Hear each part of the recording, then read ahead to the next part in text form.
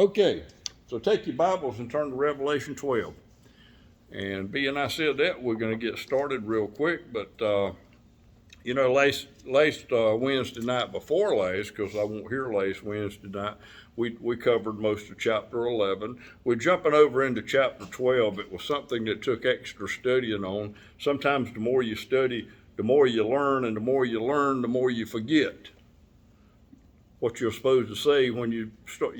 There's too much, what do you call it, too much input. Huh? Yeah, too much knowledge. But when you got all that and all different books that you're reading to see what does this guy want? What does this guy? So if you don't have one or you can get one, that's a real good book, David Jeremiah. I love David Jeremiah. Y'all been knowing that forever. But he writes the best explanation. But I found two or three that agree with him, and I definitely agree with this chapter 12, because the question comes up in chapter 12, why does Satan get kicked out of heaven a second time? Well, people try to go back when they see Satan has been kicked out of heaven. There was a war in heaven, and he got kicked out. They said, well, I thought Satan got kicked out before the earth was created, or right when the earth was created, because he got put out there in the Garden of Eden. So what about that time that he got kicked out of heaven with a third of the angels? Out they go. If you go back and you start reading and you start studying, you'll find out several times in the Bible where Satan was in heaven talking to God. We know for a fact that Satan has to ask permission, anything he does. But don't get me wrong now, Satan is cruel. Even, I would love to be in some of them conversations between him and God after God has expelled him from heaven. Back when I went to school, I don't think they do it anymore, you get expelled from school, you had to go home. But you could come back. You got expelled, but you could come back. And we're going to find out tonight that this is a different time. This is right before the tribulation's already started. When you were talking about the two witnesses in the first half of the tribulation going around preaching the word, and nobody could do them. And they want a whole lot of people that come up to them and says, I enjoyed that sermon. They didn't like it. But they couldn't do anything about it, because we told you last week they breathe fire on you. You had to watch out. And I believe, as some of the other writers believe, the 144,000 that's coming back, that's going to be back. We talked about them earlier, and I told you they were coming back. It's a different time, same time, but a different chapter. But those 144,000, I believe all of those had something, part of their relationship with God was what those two witnesses were preaching. And I think they're the ones that believed it, the first converts of the tribulation period after the church is raptured out. Don't ever forget that. We're gone. We're raptured. We're out. This is for people that's going to be left, Jews and Gentiles. Now, it really gets deep when we talk about what's happening, what's going on right before the last 3.5 years. Tribulation periods, first 3.5 is not all peaceful, but they got a world leader. Finally got somebody to lead the world, and they gave him all their hearts, they gave him all their lives, they gave him all their money if he would just lead us. And I was reading some articles this week where there's a lot of things going on now that you don't know that the government has been involved in, trying to get the one world order. And that's what it's going to be like in the tribulation period. One world order, they got to have a leader. And that leader's going to step forward when we're raptured out. I don't know if it'll be a year and a half, 2 years, but when he signs that peace treaty with Israel, you can come back and build your temple. You can come back and do what you want to do. He's going to sign. You're not going to see him. Quit trying to figure out who he is, because you're not going to know.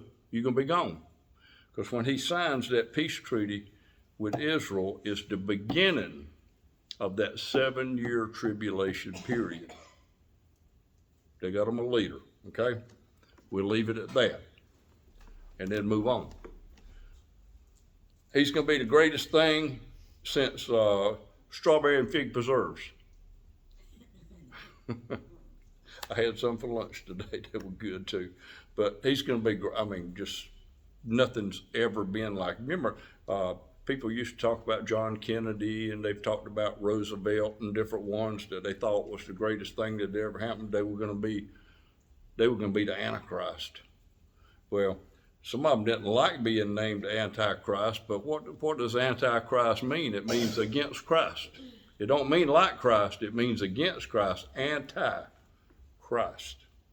Now, Satan. Let's get back to Satan.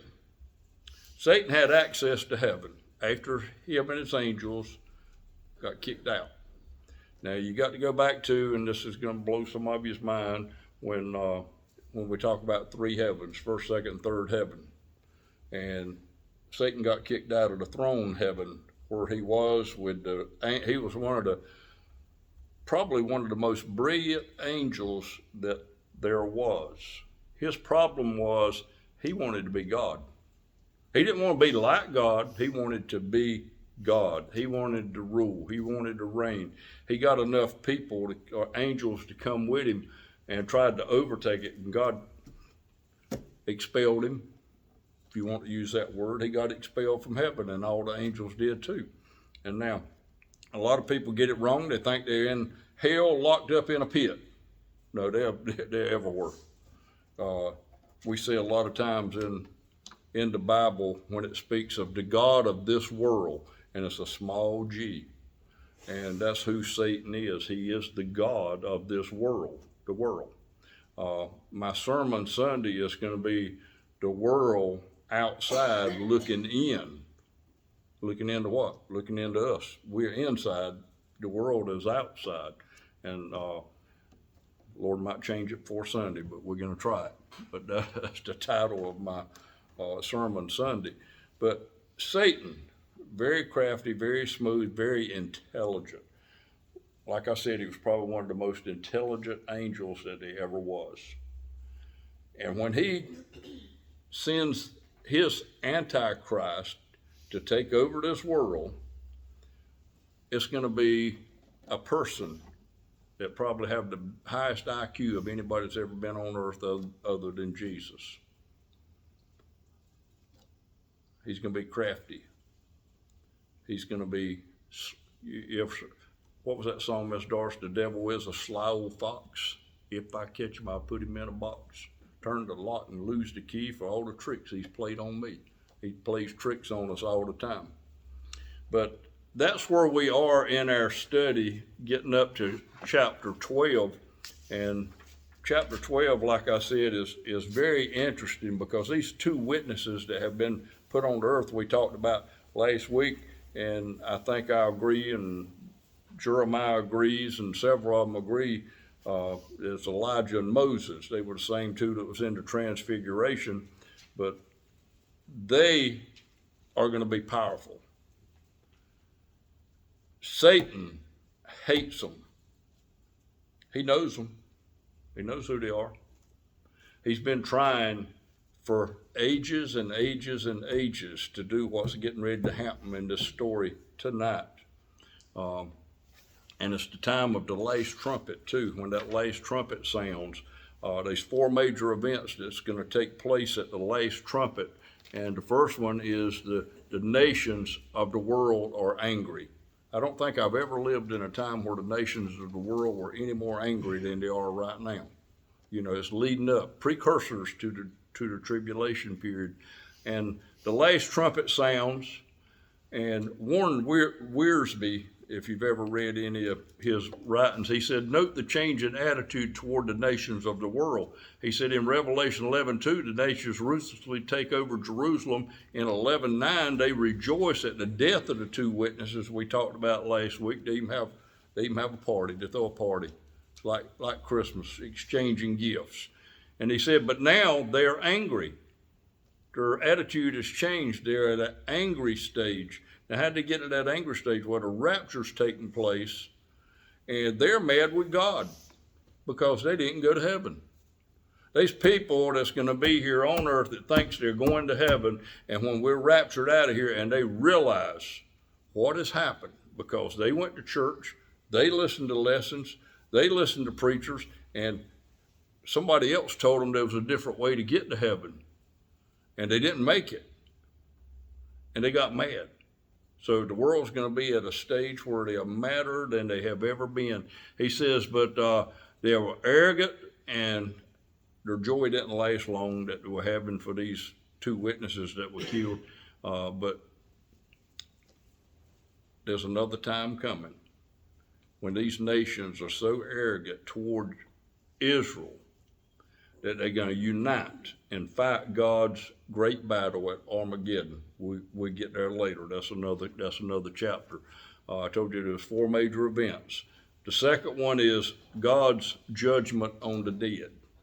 And this is one event that's clearly indicated in our prophecy calendar. What we call this is going to happen, this is going to happen, and this is going to happen. It's called the Great White Throne Judgment. If you're a believer in Jesus Christ, your name's not going to be on there. You're not going to be there. You already been raptured out.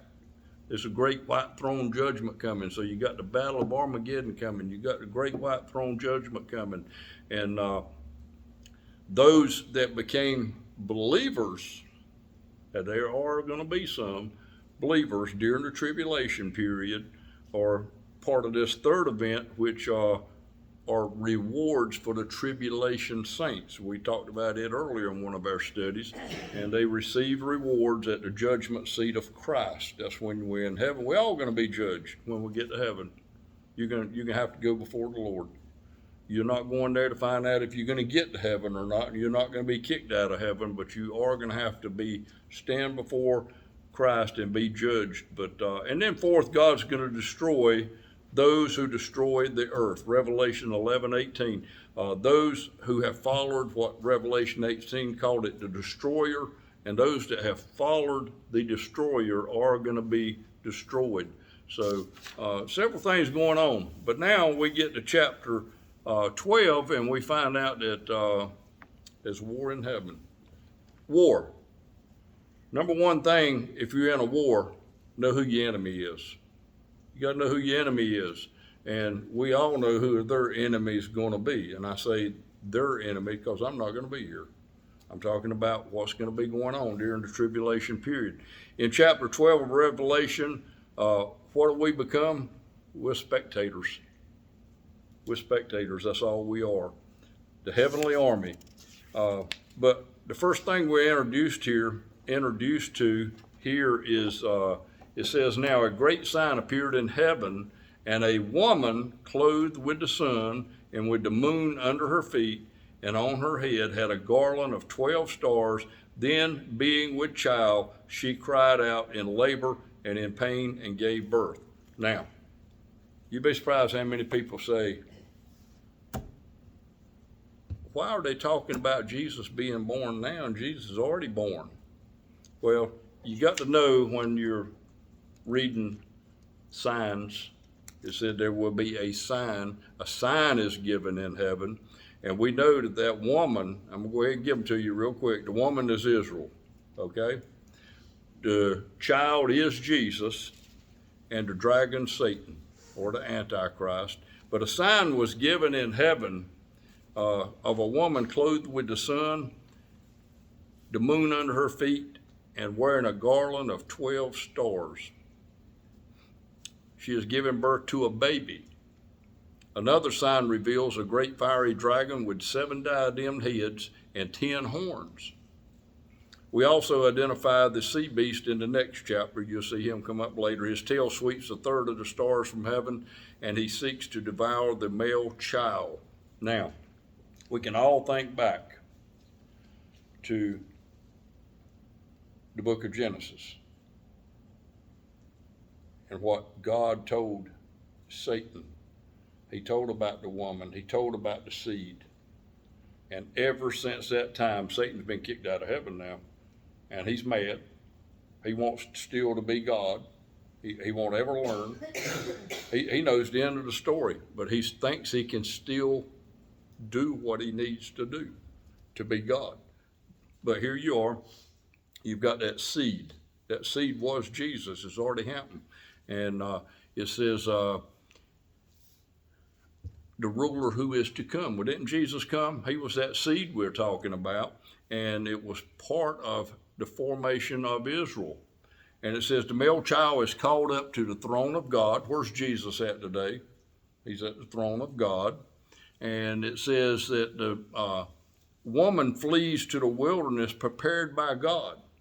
And she'll be there for 1,260 days and be fed by God. And Scripture shows, if you really get in, and we don't have time tonight to dig deep. I don't want to get y'all too deep. Just remember that in Scripture, you can go in there and you find out that this woman is Israel. That's what it portrays as Israel, the nation Israel. And you know, Ezekiel and some of the other prophets talked about the remnant that was going to be left to be able to go into the millennium period. Well, what happens here? A male child is caught up the throne of God. The woman flees to the wilderness, and for 1,260 days, what's 1,260 days? 3.5 years, okay? And the dragon is Satan. In his attempt to destroy, he's still trying to destroy Israel. He thought he had it made. He thought he finally had it when he saw Jesus die on the cross. He said, I finally defeated God. That seed that goes all the way back to Genesis, he said, I finally killed that seed. Now we can go on about our business. But guess what? Jesus come up out of the grave. Now Satan got to regroup. He's got to regroup. What happens when he, you ever seen two little children fighting over a piece of candy? And one of them was just so happy, and the other one was trying to get it. And after a while, he reached out and just grabbed it away from him. What does the one that he grabs away from it do? Scream and cry. What happens when Satan saw Jesus come out of that grave?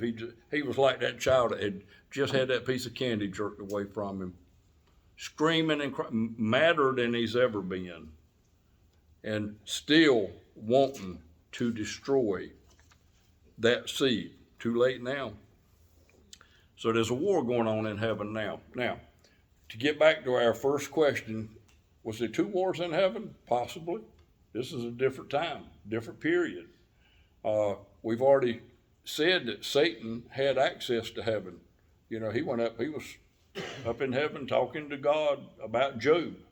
Did you know he's been in heaven talking about you and you and you and you and you? He's an accuser. He's an accuser. He accuses us in front of God. What about Stan Matthews? Have you checked him out? Did you see what he did yesterday? Talking to God now, and all of a sudden Jesus, where's he at? He's at the right hand of God, and he stands up. He stands up like he did with Stephen, and he looks at God and he says, he's one of mine. Stan Matthews is one of mine. And God looks at Satan and says, not guilty. He was paid for, Jesus said, by my blood. By my blood. What he did yesterday was paid for by my blood. Go on about your business, Satan. And then he goes to accuse somebody else. He accuses you and you, everybody. He's an accuser. So he had access to heaven. Now, nowhere can I find studying this week that I saw where those third angels had access to heaven. They were just scattered. You know, they are Satan's way of putting things in front of us. Spiritual. We're talking about a spiritual war now. You know, it tells us in the Bible, we're not fighting against flesh and blood. We're fighting against spiritual things. That's those angels, Satan's angels, and there's a lot of them. And they can look like anything they want to. They can be like anything they want to be like. So here we go. Let's get back to the war that's fixing to take place in heaven. The war and the conquest of the dragon. See, he's back again. I'm back with my angels. Now we're going to take over. He knows time's getting short. He's already been here 3.5 years of the tribulation period, already got his Antichrist here, and he knows that there's only 3.5 years left. So what does he do? Right back up to heaven, and we're going to take over this place. Wow. The Archangel Michael, I've told y'all before, you don't mess with Michael. If you need help one day, just call Michael. Can't think of anybody any greater to help me than Michael. But it says Michael and his angels fights and prevails over Satan and his angels. It's called the war in heaven. And he gets cast out then back to the earth, not into second heaven, he just gets cast out completely back down on the earth. He's done. He can't visit heaven anymore. He was allowed to roam around in heaven and accuse us. But now he's cast back to the earth. He's defeated. His angels are defeated. But guess what? He don't give up. He ain't going to give up. I'm going to still be God's what he's saying. Kick me out of heaven. Watch what I do next. After he gets kicked out of heaven, after chapter 12 tonight, things get into the great tribulation where it's everybody against Israel. Everybody. Because Satan's in charge now. He's going to take that temple away from them. That's the first thing he's going to do is take their temple that he let them build. Right where they wanted to build it. And went back to doing the same thing, looking for the Messiah that they've already missed. And why they haven't figured it out yet now, I don't know. That's all in God's plan, but it looks like they figured out they've plowed on it. And some of them will. There's a third of them God's put over yonder. Put down. God has power. Satan has some power, but we just found out his power's not as strong as God's. He got kicked out of heaven. We are covered by Christ's blood. Now, think about this. So the ones that's left behind, that's here, they've still got a choice. Some of them's going to be so, like I said, they're going to be mad they didn't make it to start with, and it's going to harden their hearts even more, and they're going to get worse than they are now. Things are going to definitely get worse. But think about those that the light finally comes on and says, I'm going to accept Christ. And we know there was a lot of them because John saw them in heaven. But they had to die. They had to die. You know all these things we're talking about, people dying during the tribulation, a third of this dies and a fourth of this dies. A lot of them's going to be Christians. You know that a lot of them's not. But they're saved because of their testimony of Christ's blood. So those two witnesses and those 144,000 weren't there for no reason at all. They were there preaching the gospel, preaching about Jesus Christ, saving everybody that they could. And then it tells us, I gotta get my notes back right. Let me get them out of the way. But look at verse 10.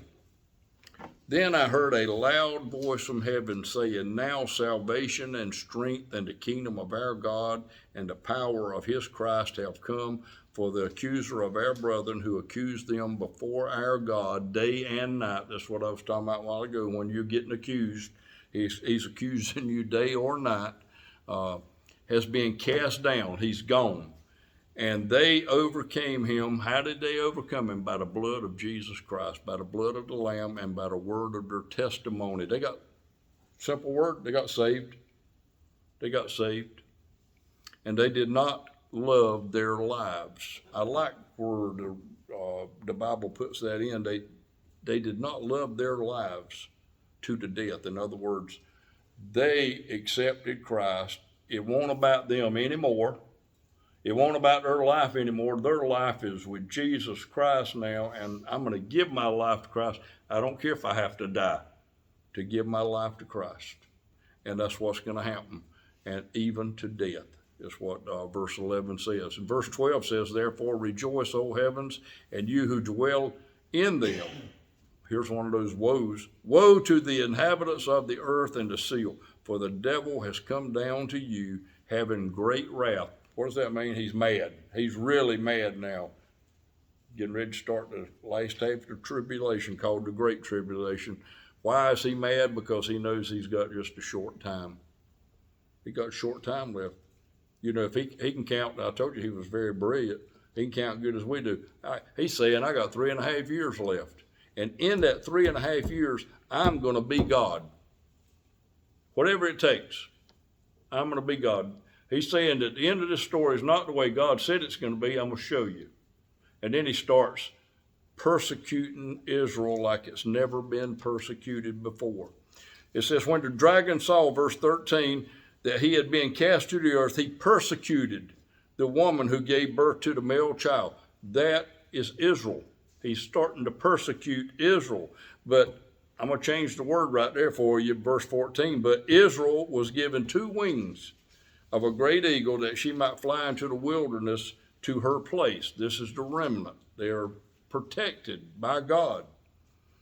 Where she is nourished for a times and a half time. That's 3.5 years. She can be there 3.5 years. God's going to take care of her. And she's going to be away from the presence of that serpent. She can be away from the presence of that Antichrist, that dragon. So that makes him mad too. Look at verse 15. He got so mad now, he spewed water out of his mouth like a flood after the woman. Now, not water.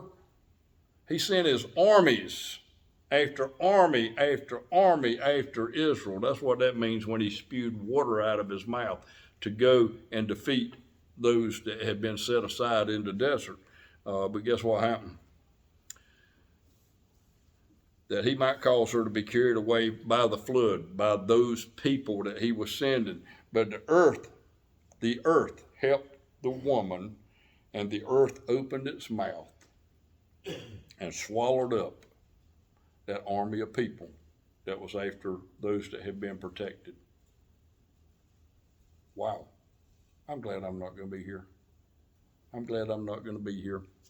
And verse 17 says, and the dragon was enraged with the woman, with Israel, and he went to make war with the rest of her offspring. The rest of the Jews that weren't protected, we're going to go take care of them now. Especially the ones, see, the devil knows that they some over there have been saved. They done everything it took for them to get saved.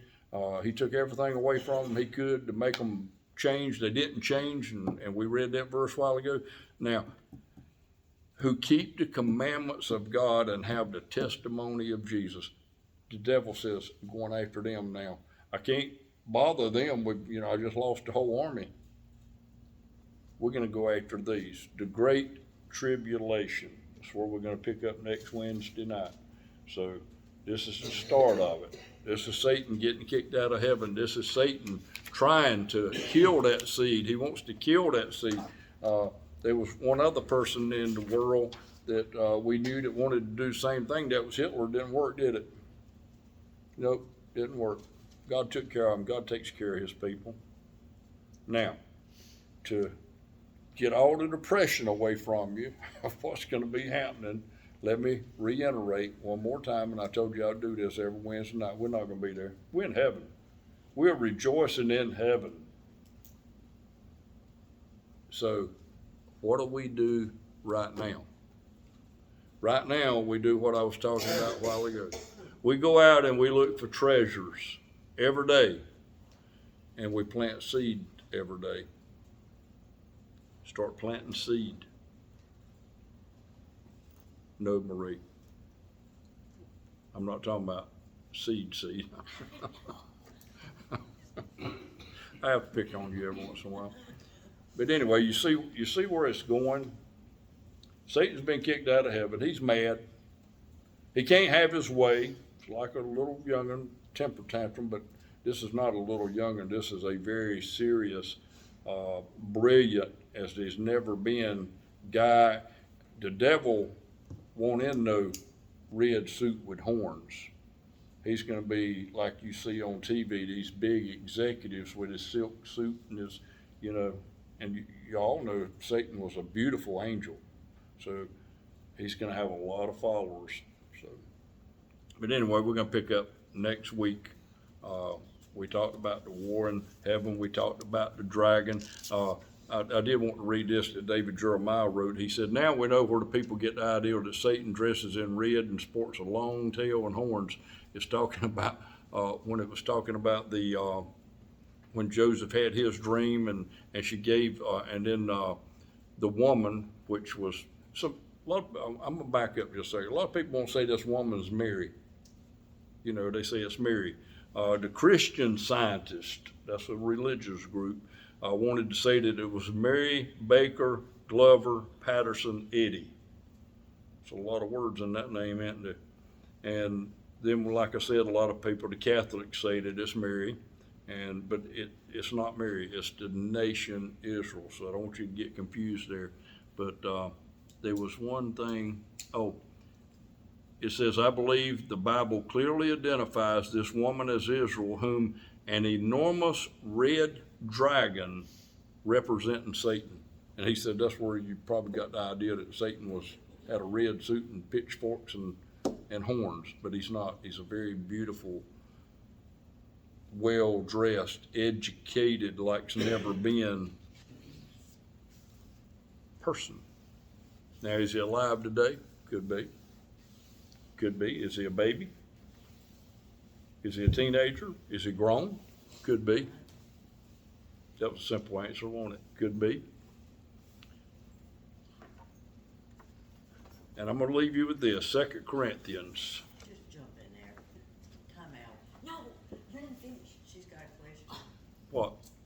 I was just gonna say, I saw this documentary, and that war that you're talking about, I think that's the same one. It is so bad that it takes 3 months to bury, 7 months to bury all the dead. We'll get there. And 7 years to clean up their mess. That's later on in our. That's another war? That's later on in our study, okay? Oh no. I told you I'd be glad when this chapter's over. This one, where we at right now, is Satan's IQ is just off the chart. It's gone. You know, he is better than anybody. But 2 Corinthians 4:3-4 says, "If the good news we preach is hidden to anyone, it is hidden from the one who is on the road to eternal death," and that's Satan. He said, "Who is the God of this evil world." This is Paul writing to the Corinthians now. He's already identified who he is. "Has made him blind, unable to see the glorious light of the gospel that's shining upon him, or to understand the amazing message that we preach about the glory of Christ and who God is." You know who God is? God is the great I am. But Satan can transform himself into any form of light he wants to, take any shape he wants to, and he even, what he's working with the first 3.5 years, he's Mr. Nice Guy. You know, everybody's gonna love him. Not y'all ain't gonna be here. Everybody that's here is gonna love him the first 3.5 years. And so we're going to stop there tonight, and we'll pick up there what's going to start taking place. It's going to get real ugly. We're going to run through it real quick because it does get ugly. Not many more chapters, though, but 7 more that we got to get through, but we'll try to do a couple or 3. We'll go through it pretty quick because it's things that's happening, and they're going to happen real fast. When he got kicked out of heaven the first time, how'd he get back in? Why did God let him back in? I will ask God that when I get to heaven. But he did. And now he's been kicked out. This is the second time? Yeah, the second time he got kicked out for good. Can't go back and visit. Finally. This was the second time. Yeah. no visitors, can't go back. Done. Because this Where time, in the Bible tells me that was allowed to go back? when you go back to the book of Job, Job. yep, go read about Job. I think it's the first chapter, maybe the second chapter of Job. You start reading the story about Job, and it tells you about, and listen now, you got to also think about how old Job was at this time, what period of time it was taking place, and then Satan is in heaven talking to God. In heaven, it tells you that in the Bible. And he asked God, how about your servant Job? You've given him everything in the world. Why don't you take some of that stuff away from him and then see if he'll still worship you? And God gave Satan permission. Go do anything you can to him, but you can't kill him. Sores, took all his wealth away from him, took everything, to completely made him, his wife even says, why don't you curse God and die? His friends were telling him the same thing, but he hung right in there because he knew who God was. And he was like these people here in the tribulation period that's going to have a choice, okay, it's getting real bad now. I know I'm saved, but do I really want to be saved?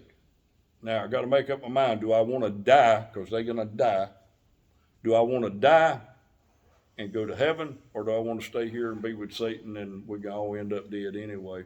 They didn't give in. That's what I read a while ago. But Job, go back to Job, read Job. Huh? First chapter. I'll read it. First chapter. And you'll find Satan in heaven after he's been kicked out. Now, I said at first, I used the word kicked out. I like expelled. I never got expelled from school, but I know a guy that did. He's on a bad penny. He keeps coming back. I know a guy that got expelled from school and went to the store, and the only reason he got expelled, he was sitting in the back with a cigar in his mouth and it wasn't even lit. And the principal happened to walk by the class and saw him back there because he was just showing off. And he expelled him and told him not to come back on the school grounds. Y'all gonna love this story. Don't ever come back on the school ground until tomorrow morning.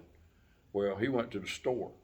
When school was out, he had to go back across the schoolyard to get to his house. Just walked across the back, and the principal saw him, expelled him for good. One of the best baseball players that I've ever known personally from Williamston County, and they got him to come to my school to play baseball because we had a principal to give him another chance. He said, one chance. He ended up the year Catfish Hunter from Paquimans. That's who Aycock played them. They beat Catfish there, and then they come back here and got beat twice. Both of them signed professional contracts. Catfish signed with Oakland. H.P. Rogers was the boy's name. He signed with San Francisco Giants. He got drafted into the Army because he won't go in school, because he got drafted in baseball. So he was going to the Army and played all Army baseball. Mean, his family mean, but the last thing on this person before he got killed in Vietnam was that he was debating when he come home whether to preach or continue to play baseball. And he got killed passing a mortar shell. It blew up. Guess where he's at today? Don't matter how mean he was before then. He got Christ in his heart. He's in heaven. And I'll see him again one day. I thought y'all would like that story. Anyway, Jimmy, would you dismiss us, please? Heavenly Father, give and thank you for this opportunity back in your house and we'll come to close this day and close this service. Again, we thank you for the message we heard tonight. Just pray for you. Give us understanding, Lord. Give us a better understanding. As tonight I watch over us, Lord, to read the out of your lectures. Bring us all back to the next point in time. Let's start down the right. Amen. Oh.